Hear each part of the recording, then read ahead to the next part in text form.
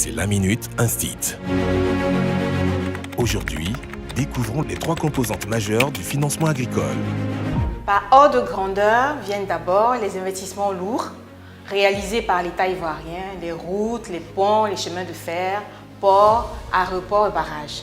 Ils impactent indirectement la production, favorisent le transport, la fourniture d'eau et d'énergie, etc.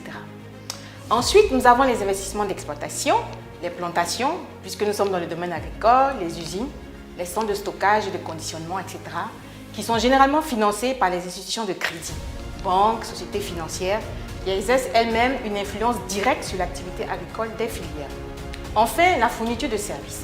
Cette fourniture de services influence également la qualité, la diversité et le volume de la production agricole nationale.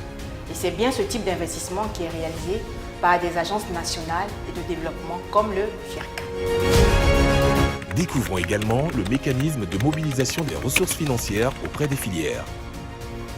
La mobilisation de ressources financières auprès des filières agricoles est un parcours d'étapes en 3 phases successives.